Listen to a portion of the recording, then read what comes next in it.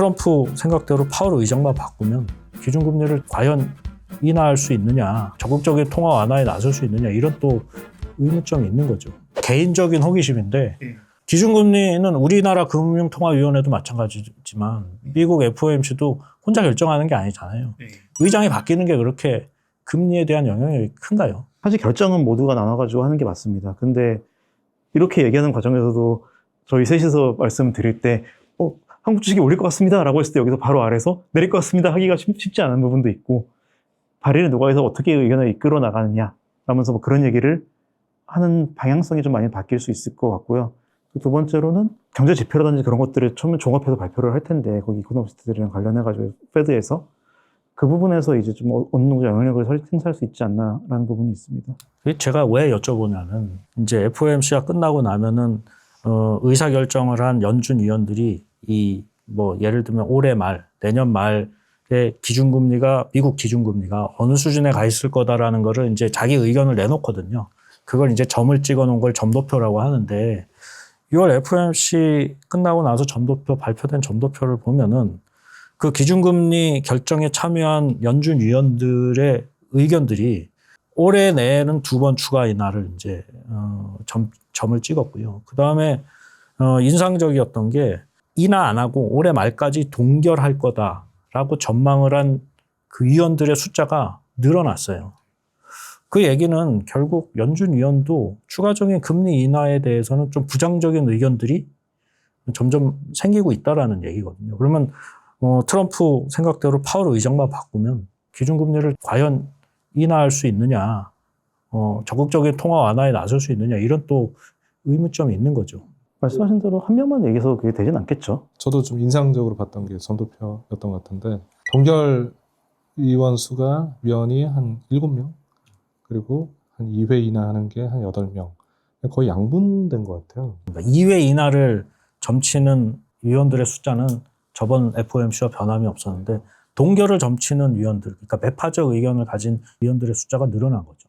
맞습니다. 그래서 한 19명인가? 그 보터들 중에 7대 8이 동결과 2회 인하로 갈려서 관세 효과를 좀 지켜보자는 쪽, 그게 아니라 지금 하드 데이터가 혹시 떨어질 가능성에 대해서 미리 좀 선제적인 대응을 하자라는 쪽이랑 굉장히 팽팽하게 맞서고 있지 않을까, 이런 생각을 하게 됐던 점도표였던 것 같아요.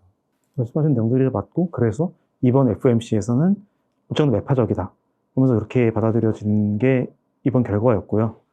근데 의장이 바뀌면 어떤 효과가 있을까라는 걸 좀 생각해 보면은, 지금 인선을 왔다 갔다 하는 게 베센트잖아요. 지금 파월도 얘기를 하지만 끝나고 나서 기자회견을 합니다. 여기서 어떻게 할 거다 하면서 말을 하는데, 여기서 일단 영향이 갈 수가 있고, 아까 말씀드린 대로 처음에 발의를 어떻게 할지, 진행을 어떻게 나갈지 대한 부분에 있어가지고 영향력이 없다고는 할 수 없다라는 게 기본적인 생각이고, 그래서 이거 지금 의장이 바뀐다고 말씀하신 대로 이것 때문에 갑자기 금리가 내린다? 이건 있을 수 없지만 내리는 방향으로 회의 분위기를 이끌어 나갈 능력은 있다 정도로 생각할 수 있을 것 같습니다. 주가지수가 이제 3,000피를 돌파했는데, 이 외국인 투자자들이 거기에 역할을 많이 했을까요? 많이 했습니다. 작년 말부터 올해 한 4월 달까지는 외국인 순매도가 한 10조를 넘은 수준이었던 걸로 기억을 하고 있고요. 스탠스가 좀 많이 바뀐 시점이 한 5월 정도였던 걸로 기억을 하거든요. 그때부터 지금까지 순매수 금액이 한 5조 정도. 그래서 절반 정도를 되돌림을 했고요. 외국인들이 한국 시장을 바라볼 때 스몰캡이라든지 아니면 특정 섹터에 투자를 하는 게 아니라 지수 전반을 사는 액션들을 주로 하다 보니까 그 이후에 시가총액 대형 섹터들이 좀 수혜를 많이 받았다라고 생각하고 있고요. 이게 결국에는 지수에 연관된 종목들, 섹터들이 현재 3,000피를 만든 가장 큰 근간이었다, 저는 그렇게 보고 있습니다. 국내 채권 시장을 보면은 사실 6월 들어서는 채권 금리가 좀 약보합세를 보였는데, 가장 큰 요인 중에 하나가 외국인들의 매도였어요. 특히 이제 선물 시장에서의 외국인 매도세가 굉장히 좀 눈에 띄었는데, 미국 금리가 비교적 안정적인 모습을 보였음에도 불구하고 한국 금리에 대해서는, 특히 장기채 영역에 대해서는 외국인들이 좀 매도를 많이 한 편입니다. 시장의 분석으로는 이제 2차 추경을 비롯해서 적자 국채 발행 부담으로 장기 금리가 상승할 가능성이 크다라고 이제 외국인들이 판단을 한 것 같고요. 관건은 이번 달 말에 발표될 7월 국채 발행 계획에서 진짜 과연 장기채 금리가 많이 오를 만큼 발행이 많이 늘어날 거냐. 뭐 그런 부분도 있을 거고, 또 이제 8월 들어가면은 본격적으로 이제 내년도 예산안 시즌이 됩니다. 그래서 내년도 예산도 과연 확장 재정을 통해서 재정 준칙의 어떤 상한선을 조금씩 더 좀 여유롭게 가져가는 뭐 그런 모습을 보일 거냐에 대해서 이제 시장에 관심을 많이 쏟고 외국인들의 투자 동향도 거기에 따라서 많이 움직일 거다라고 보거든요. 또 전 세계적으로 보면은 미 국채의 지위가 과거만큼 유지가 될 거냐.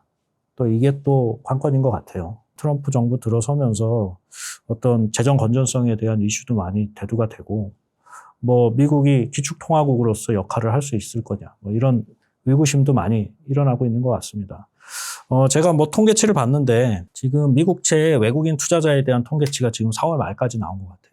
거기 보면은 그런 우려에도 불구하고 주요 투자국인 중국과 일본 같은 경우는 거의 변동이 없습니다. 굉장히 미미한데 오히려 이제 인접국인 캐나다의 미국채 투자 물량이 대폭 줄어든 뭐 좀 이례적인 모습을 보였거든요. 트럼프의 이런 강경한 글로벌 그 무역 기조가 미국채의 어떤 영향력을 약화시키고 외국인들의 미국채 투자를 줄이면서 미국채 금리의 상승 요인이 될 거다라는 시각도 분명히 상존하고 있는 것 같아요. 거기에 대해서는 어떻게 보고 계십니까? 그게 사실 이번 섹션 899가 통과가 됐죠. 그 섹션 899가 뭐냐면은 미국이 불량 국가로 지정한 국가들에 대해 가지고 미국 자본시장에 투자할 때 세금을 더 붙일 수도 있다. 할 수도 있다는 그런 법입니다. 이 얘기는 미국 주식에 투자할 경우에는 배당세에 대해 가지고 올려가지고 자기 마음대로 올릴 수 있다라는 권한이 생긴 거고, 하지만 미국 채권에 대해서는 그게 없어진 겁니다. 그러면 최근에 움직였던 그런 부분들도 이런 부분까지 반영을 한 걸로 생각이 되고, 미국에 대한 지위 약화라는 거는 항상 보면은 저희가 다극화에 대한 얘기가 한 번씩 나올 쿨타임이 돕니다. 한 10년 살다 보면 이러면서 한 번씩 다극화하면서 돌고 돌잖아요. 근데 돌아서 하다가 다시 일극화, 왔다 갔다 양극화, 왔다 갔다 합니다. 이번이 그냥 단순히 그런 사이클에서 한번 지금 미국을 지금 저평가하는 시점이 온 것 같고요. 그 시점에 맞춰가지고 미국 시장 등급이 강등이 됐죠. 첫 번째로. 그리고 트럼프가 좀 이상한 정책들을 펴기 시작했죠. 그래서 사람들이 이상하게 보면서 그렇게 할 수는 있다고 생각해요. 뭐 단기적인 관점에서는 그렇게 될 수 있지만 장기적인 관점에서 봤을 때 자본주의가 뭐냐라는 관점에서 봤을 때에는 사실 미국으로 돈이 몰릴 수밖에 없습니다. 지금 미국도 그동안 그래가지고 지금 주가지수 전체 MSCI 월드에서 미국이 차지하는 비중이 50% 언더했다가 지금 60% 넘었잖아요. 70% 가까이 가고 있나요, 지금? 점점 올라가고 있습니다. 그리고 미국 내에서도 테크 기업들이 차지하는 시총이 올라갔던 거는 이미 뉴스화가 많이 돼가지고 모두 알고 있는 사실이죠. 같은 관점에서 봤을 때 지금 이거는 큰 사이클 중에서 그냥 가시거리 중에 하나가 아니었을까. 결국 미국채의 뭐 현재의 지위는, 공고한 지위는 계속 유지될 거고, 외국인 투자자에 의해서 미국채 금리가 움직일 정도의 영향력은 없을 거다. 이게 참 아이러니한 게 결국은 현재의 불확실성, 정치적 불확실성, 경제적 불확실성을 초래한 건 미국이거든요. 트럼프 정부가 들어서지 않았으면 지금의 불확실성의 대부분은 없을 거예요. 그런데 불확실성이 커질수록 안전자산 선호가 강화되면서 미국채 가격이 더 강해져. 그러니까 불을 질러놓고 불 지른 쪽이 더 이익을 보는 구조가 되는 게 참 아이러니한 것 같아요. 미국채 수요에 대한 장기적인 감소 이런 거를 좀 걱정하시는 분들은 뭐 미국 달러 혹은 미국채 지위가 좀 희석될 것이다 이렇게 보시는 분들도 있기는 한 것 같은데, 최근에 뭐 스테이블 코인 많이 들어보시지 않으셨습니까? 그쪽에서 미국채에 대한 수요가 좀 가파르게 늘어나고 있는 것 같아서 이게 하나의 완충 효과로서 작용할 수 있다라는 생각이 좀 들기도 하고요. 사실 이게 장기적으로 어떤 식으로 미국이라는 거대한 헤게모니가 조금 약해질까? 이거를 논할 만한 능력이 저한테는 없는 것 같고, 그것보다는 말씀하신 것처럼 위기 상황일 때마다 이제 달러가 버텼던 게, 강세가 갔던 게 지금까지 달러 스마일 이론이었잖아요. 근데 그게 조금 깨지고 있다는 생각이 좀 들기는 해요.